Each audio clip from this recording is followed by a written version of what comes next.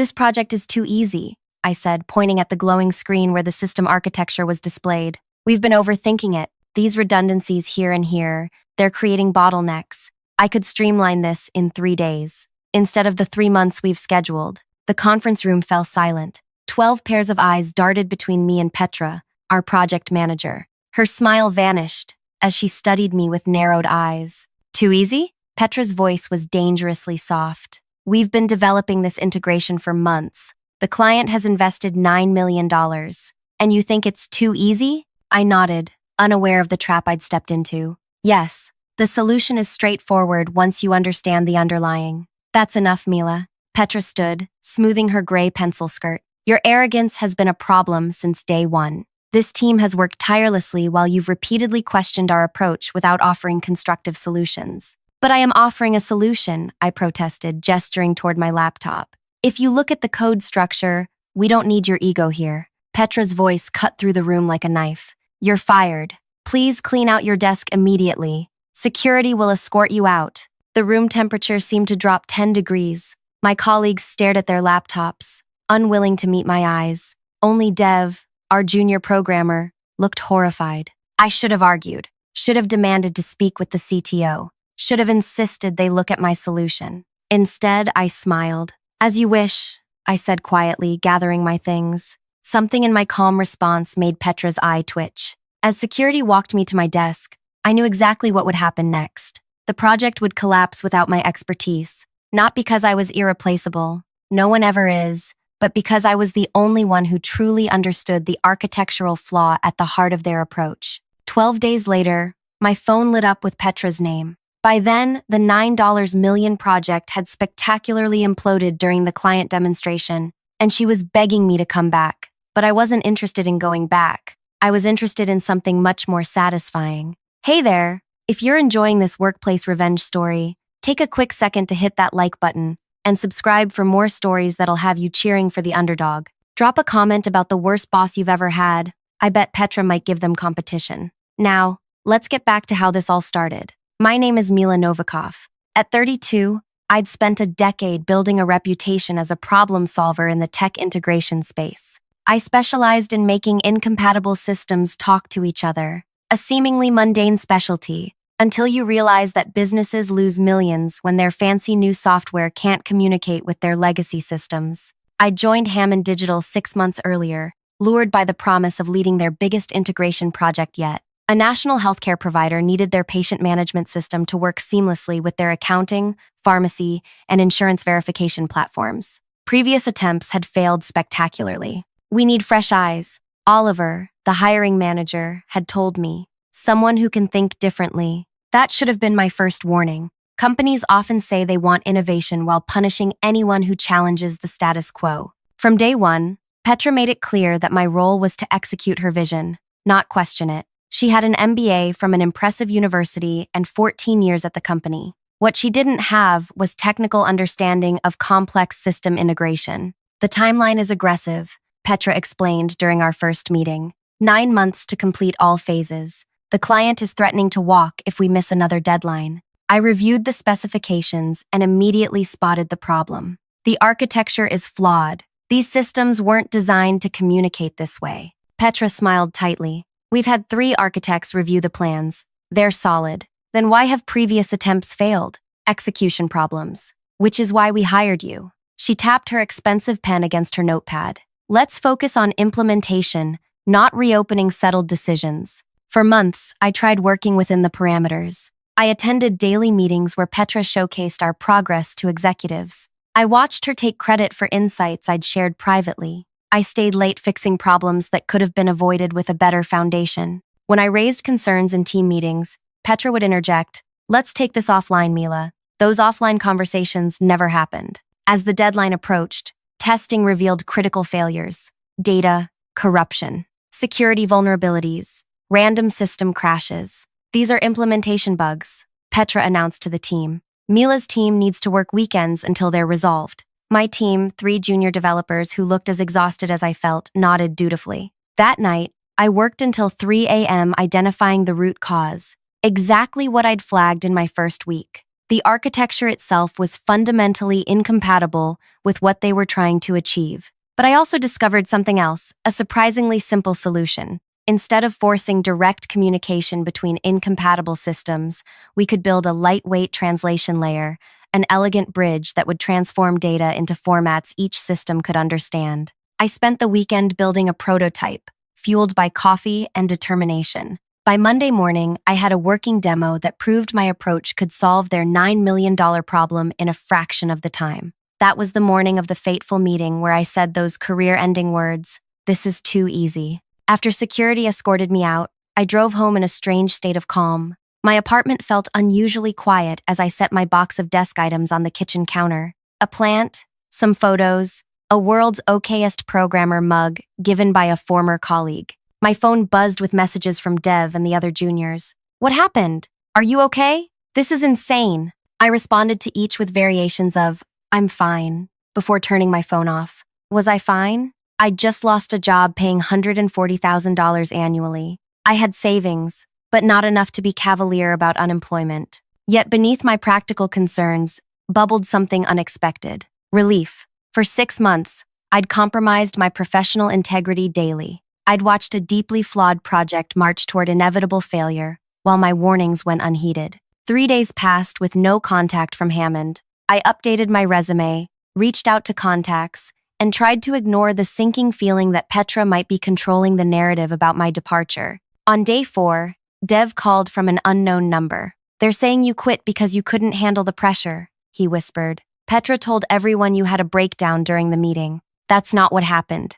"I know, we all know. But the higher-ups are believing her version." He paused. "The system crashed again yesterday. Worse than before. They're bringing in consultants." I laughed without humor. "Good luck to them, Mila." His voice dropped further. "The client demonstration is next week. Everyone's panicking. You were right about everything." After we hung up, I sat staring at my silent phone. Part of me wanted to watch them fail. Another part, the professional who took pride in solving problems, felt genuine concern for the healthcare provider whose operations would suffer. That night, I made a decision. I opened my laptop and carefully documented my solution, the architectural changes, the translation layer, even implementation notes for the juniors. I saved it all to a USB drive. The next morning, I drove to Hammond Digital and asked the receptionist to give the drive to Dev. "Just some personal photos I forgot," I explained with a smile. 2 days later, Dev texted, "Petra rejected your solution without looking at it. Said bringing in your amateur work would compromise the project." My hands shook as I read his message. This wasn't just about me anymore. This was willful sabotage of a project that would impact patient care across hundreds of clinics. "Who else knows about this?" I texted back. "Just me and the juniors. We tried implementing some of your ideas quietly, but we can't make architectural changes without approvals." Day 8 arrived, the client demonstration. I imagined Petra in her crisp outfit, presenting slides that promised perfect functionality, while the system quietly disintegrated behind the scenes. At 2:17 p.m., my phone exploded with notifications. First from Dev, "Total disaster. System crashed during demo. Client walked out." Then from other teammates I hadn't heard from since my firing, "You were right. Everything failed. Petra's blaming the development team." At 6:45 p.m., my phone rang. The caller ID showed a name that made my heart skip. "Gabriel Herrera, Hammond Digital's CTO. "Mila," he said when I answered, "we need to talk."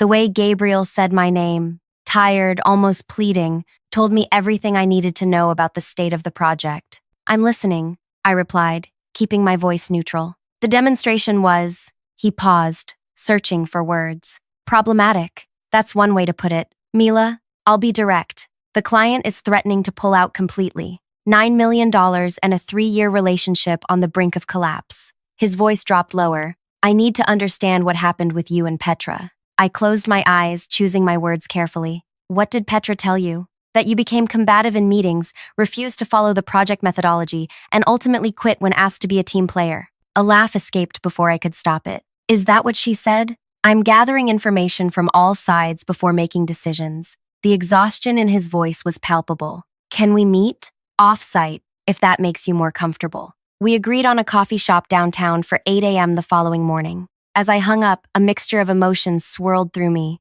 vindication, nervousness, and something else I couldn't quite name. My phone buzzed again with a text from Dev. Petra's on the warpath, blaming everyone, especially you. Says you sabotaged the project before leaving. I stared at the message, anger rising like a tide. Sabotage? I'd spent months trying to save this project from Petra's incompetence. Sleep evaded me that night. I rehearsed what I would tell Gabriel, gathering mental evidence of Petra's mismanagement. By morning, dark circles shadowed my eyes, but my resolve was ironclad. Gabriel was already waiting when I arrived, nursing a black coffee. Unlike Petra with her polished appearance, Gabriel embraced his tech roots, slightly rumpled button-down, wild salt and pepper curls, and the perpetually distracted look of someone solving problems in his head. "Thank you for coming," he said, gesturing to the chair across from him. I ordered tea and settled in, watching him carefully. "What do you want to know?" "Everything. From the beginning." For the next 30 minutes, I walked Gabriel through my 6 months at Hammond. The initial excitement, the gradual realization that Petra was out of her depth, technically, the systematic dismissal of my concerns, the growing evidence that the project architecture was fundamentally flawed. Gabriel listened intently, occasionally asking clarifying questions, but never interrupting my flow. When I described my simple solution, the translation layer that could save the entire project, his eyes lit with understanding. "You actually built a working prototype?" he asked. "I did, and I tried to share it, even after being fired. I sent a USB drive with the complete solution and implementation notes." Gabriel's expression darkened. "I never saw this. No one on the executive team did." Petra intercepted it, told my colleagues it was amateur work that would compromise the project. He rubbed his temples. "Mila, we need your solution. The client has given us 2 weeks to demonstrate a working system, or they walk." I took a slow sip of tea. "I don't work for Hammond anymore. We can bring you back. Same position, same salary. That's not going to work." I set down my cup. "I won't report to Petra again." "Then what do you want?" The question hung between us. What did I want? Revenge? Vindication? My job back? "I want 3 things," I finally said. "First, I work as an independent consultant, not an employee. Second, I report directly to you, with no interference from Petra. Third, my fee is triple my former salary." Gabriel didn't even blink. "Done. There's one more condition." I leaned forward. "I want full creative control over implementation. No committees, no pointless meetings. Just me and the development team working directly to solve the problem. The timeline is tight. 2 weeks is generous. I can have a working demo in 5 days if I start tomorrow." Gabriel studied me for a long moment. "You're that confident in your solution?" "I am, because unlike some people at Hammond, I actually understand what I'm doing." He extended his hand. "We have a deal. I'll have legal draw up a consulting contract today." As we shook hands, my phone buzzed with an incoming call. Petra's name flashed on the screen. Gabriel raised an eyebrow. "Aren't you going to answer that?" I declined the call with a swipe of my finger. "No need. I'll be seeing her soon enough." The next morning, I walked into Hammond Digital as a consultant rather than an employee. The receptionist, clearly briefed on my return, handed me a visitor badge and directed me to the main conference room. Inside waited Gabriel, 3 executives I recognized from my hiring process, and Petra. Her face when I walked through the door was worth every moment of unemployment I'd endured. "What is she doing here?" Petra demanded. Half rising from her seat, Gabriel cleared his throat. "Mila has been engaged as a special consultant to address the critical issues with the healthcare integration project." "That's my project," Petra said, her voice rising. "If anyone's bringing in consultants, it should be me." "Actually," Gabriel replied, sliding a folder across the table. "As of this morning, you've been reassigned to internal operations. I'll be overseeing the healthcare project directly, with Mila handling technical implementation." The blood drained from Petra's face. "You can't do that. I've managed this from the beginning. And we're now on the verge of losing our largest client," one of the executives interjected. "The board has approved this change. It's not up for discussion." Petra turned to me, eyes burning with undisguised hatred. "You engineered this. You deliberately sabotaged my project so you could swoop in as the savior." The room went silent. All eyes turned to me, waiting for my response. I could feel the weight of the moment, the opportunity to publicly humiliate the woman who had fired me, lied about me, and undermined me at every turn. Instead, I smiled and opened my laptop. "I'd like to walk everyone through the solution I've developed," I said calmly. We have a lot of work to do in the next 5 days. Petra stormed out before I finished my first slide. No one moved to stop her. For the next 5 days, I lived at Hammond Digital. Dev and the junior developers worked alongside me, their enthusiasm growing as they saw the elegant simplicity of my solution take shape. We ordered takeout, worked through nights, and gradually transformed the broken system into something functional. On day 4, Gabriel stopped by our work area, now cluttered with empty coffee cups and whiteboards filled with diagrams. "How's it going?" he asked, surveying our progress. Dev answered before I could. "It's incredible. The translation layer works exactly as Mila designed it. We've already integrated 3 of the 4 systems." Gabriel turned to me. "The client presentation is tomorrow at 2 p.m. Will you be ready?" I nodded, exhaustion and anticipation mingling in my veins. "We'll be ready." What I didn't tell him was that we were already finished. The core solution had been completed the previous night. We were now adding refinements, improving performance, strengthening security. As Gabriel turned to leave, I called after him. "Will Petra be at the presentation tomorrow?" He paused. "Do you want her to be?" I thought about it for a moment. Yes, I think she should see this. That night, as the others finally went home to shower and change before the big presentation, I stayed behind. Alone in the quiet office, I put the finishing touches on my demonstration and prepared my slides. My phone buzzed with a text from an unknown number. "You won't get away with this. I built my career on this project. You've ruined everything. Petra." I stared at the message, tempted to respond, but ultimately deciding against it. Tomorrow would be response enough. At 1:30 p.m. the next day, Hammond's largest conference room, filled with executives, team members, and most importantly, representatives from the healthcare client. Gabriel introduced me simply as the technical lead who will be demonstrating our solution. As I connected my laptop to the projector, I noticed Petra slip into the back of the room, arms crossed tightly across her chest. Our eyes met briefly before she looked away. "Thank you all for coming," I began, surveying the room. "Today I'll be demonstrating a working integration between your patient management system and the supporting platforms." The client representatives exchanged skeptical glances. After months of failures, their patience had clearly worn thin. "Before I begin," I continued, "I want to acknowledge that this project faced significant challenges. The solution I'm about to show you represents a complete architectural redesign completed in just 5 days.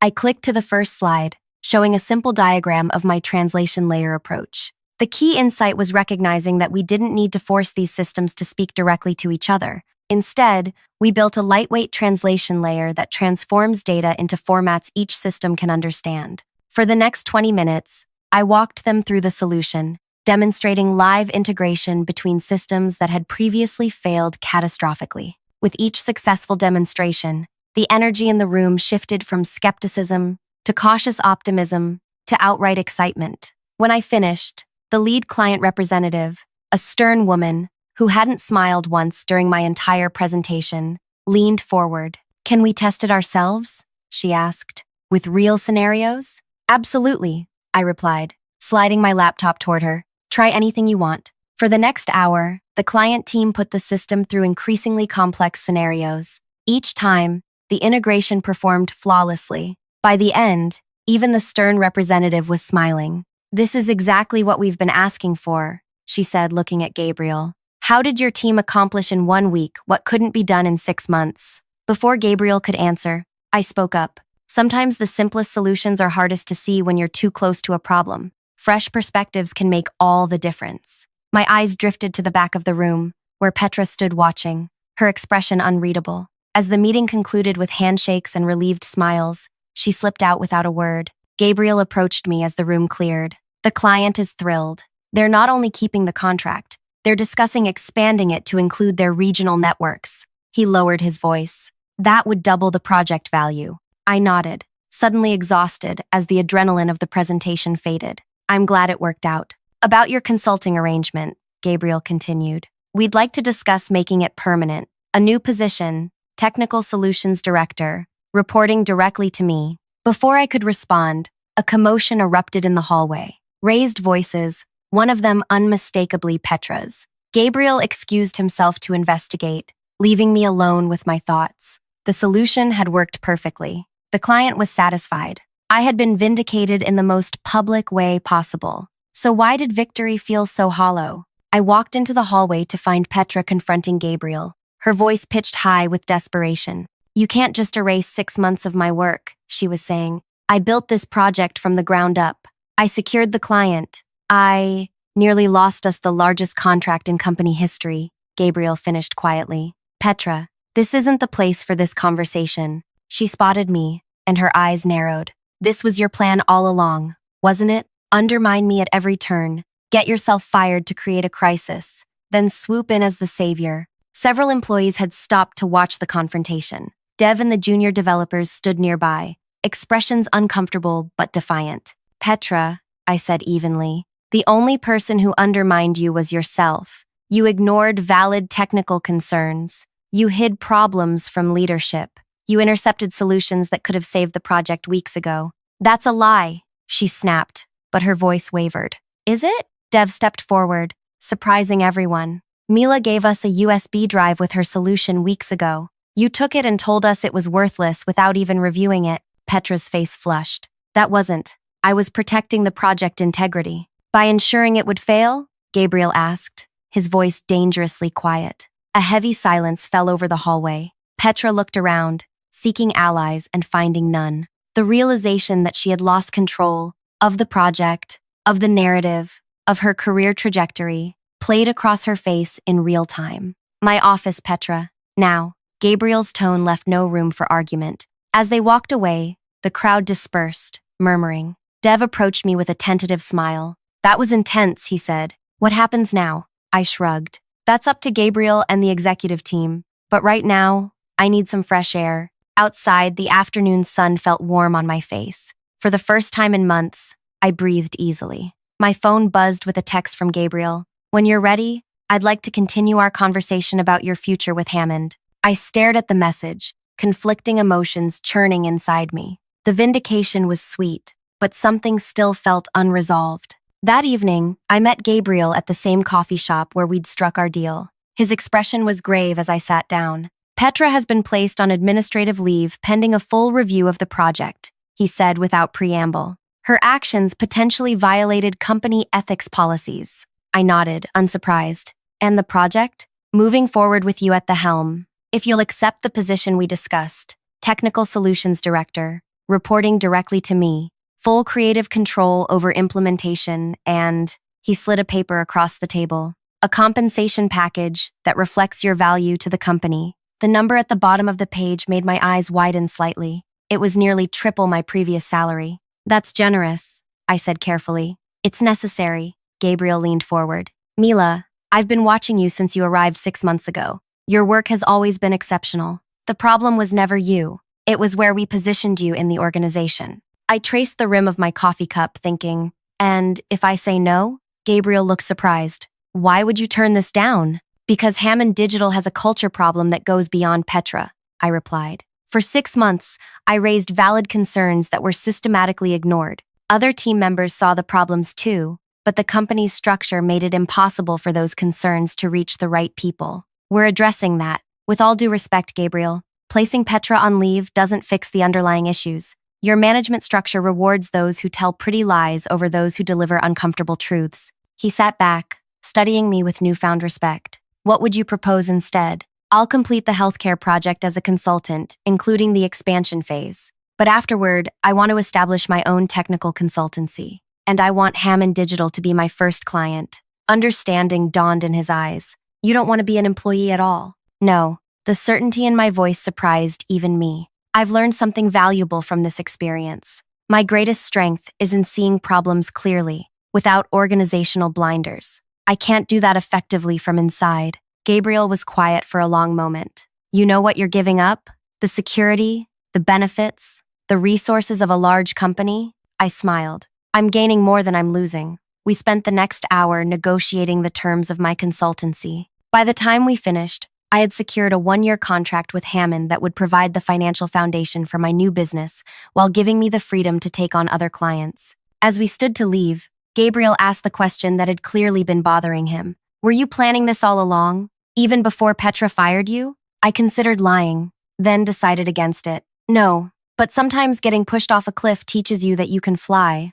Over the next 6 weeks, I worked with the development team to complete the healthcare project expansion. Dev became my right hand, soaking up knowledge and growing more confident daily. The client, initially skeptical, became our biggest advocate, even offering testimonials for my new consultancy website. Petra remained on administrative leave, then quietly disappeared from the company directory altogether. No announcement was made about her departure, a corporate vanishing act designed to minimize disruption. One rainy Tuesday, as I was finishing documentation for the project handover, Dev appeared at my temporary office door. "You're really leaving, aren't you?" he asked, leaning against the doorframe. "Starting my own thing," I corrected. "Actually, I wanted to talk to you about that." His eyebrows rose. "Me? I need a senior developer for my consultancy, someone who understands complex integrations and isn't afraid to speak truth to power." I smiled at his shocked expression. "Interested? Are you serious?" "Yes, absolutely yes."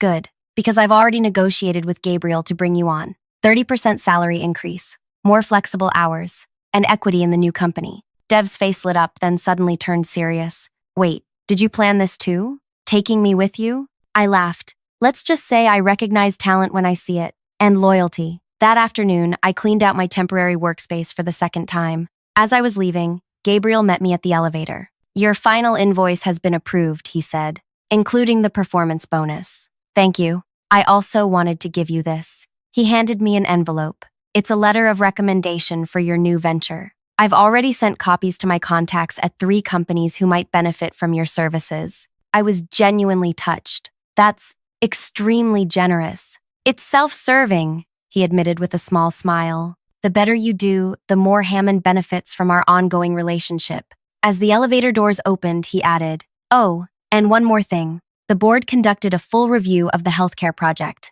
They found emails showing Petra had been warned about the architectural flaws by multiple team members, including you. She deliberately concealed those warnings to protect her promotion track." I stepped into the elevator, turning to face him. And they've implemented a new technical review process that bypasses middle management for critical concerns. They're calling it the Mila Protocol." The doors began to close, but I held them open with one hand. "Gabriel, may I ask you something? That day in the coffee shop, when I told you I could fix the project in 5 days, did you believe me?" He considered the question. "I believed you believed it. That was enough to take the chance." I nodded, releasing the door. "That's the difference between you and Petra. You were willing to listen." 3 months later, Novikov Solutions had 5 clients, including Hammond Digital, and a growing reputation for solving impossible integration problems. Dev had brought 2 of his junior colleagues aboard, and we'd moved into modest but functional offices downtown. I was reviewing a potential new client proposal when my phone rang with an unknown number.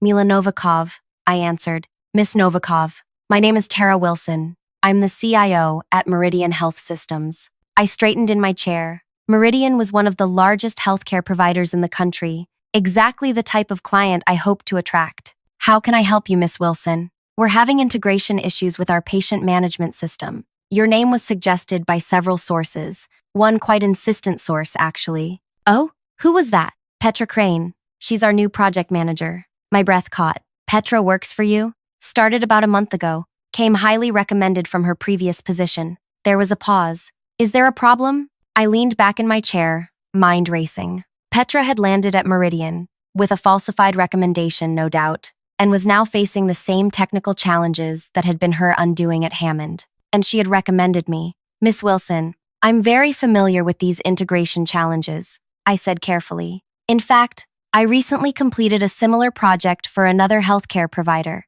"Excellent. Could we schedule a meeting next week to discuss your approach?" "Of course. But I should mention, I'd need to work directly with your technical team, and I'd report my findings directly to you, not through project management." "May I ask why?" I thought about Petra, her ambition, her technical blindness, her willingness to sacrifice others to protect herself. And now she had recommended me, knowing I would discover the issues at Meridian. Was it surrender? Sabotage? Or had she actually learned something? "Let's just say it ensures the most efficient communication," I replied. "And Miss Wilson, please tell Petra I look forward to working with her again." As I hung up, I couldn't help but smile. Perhaps this was the real revenge, not destroying Petra's career, but being so undeniably good at what I do that even my enemies became reluctant allies. Dev poked his head into my office. New client? Potentially. A big one. I spun my chair to face him. With an interesting complication. The best ones always have those. He grinned. That's why they need us. That night, as I updated our company's project board with the potential new client, my phone buzzed with a text from the same unknown number Petra had used months ago. This one really is too hard, don't let me down. I stared at the message for a long moment before typing my reply. Nothing is too hard. Some things are just too important to get wrong. If you've enjoyed watching Mila's journey from fired employee to successful business owner, hit that like button and subscribe for more stories about turning setbacks into comebacks. Have you ever had someone who tried to hold you back actually become the reason for your success? Share your experience in the comments. Sometimes our greatest obstacles become our greatest opportunities. Until next time, remember that the best revenge isn't just success, it's success so undeniable that even your enemies can't ignore it.